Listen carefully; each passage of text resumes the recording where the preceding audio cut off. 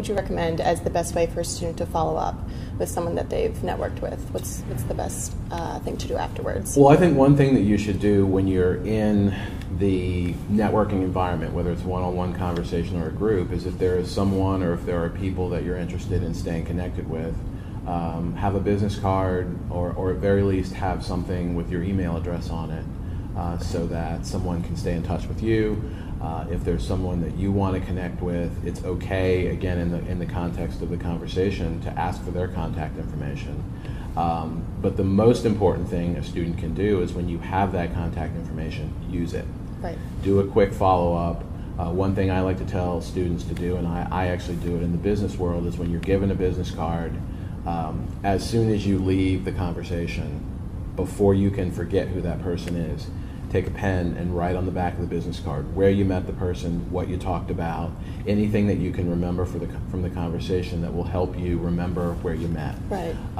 And then everyone has email. I think the quickest and most efficient way to follow up is to send a quick email, just a thank you, it was a pleasure meeting you. You may remember me as, and add some personal notes to the email. We talked about this, or I was glad to hear that you're interested in such and such, so that you can help them remember who you are and what you talked about and where you met.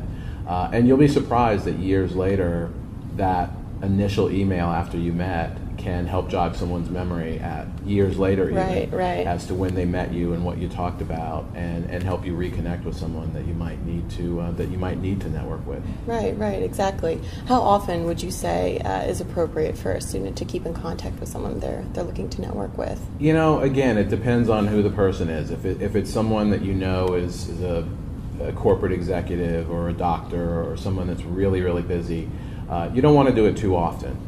I think, if there's something, as I said at the beginning, networking is about common ground. And so once you find something that you have in common, whether it's a sport or a movie or a band that you like, or in our case, Penn State, maybe around certain significant Penn State events, for example, you might reconnect with them and say, hey, it's the start of the school year, or hey, it's blue-white game.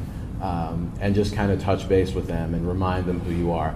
I would say for students with a business person, twice a year is not unreasonable. Any more than that, unless there's, if you're not looking for anything in particular, you probably don't want to do it too often. Right. But at the same time, they probably meet a lot of people, and it wouldn't hurt to reconnect with them once or twice a year.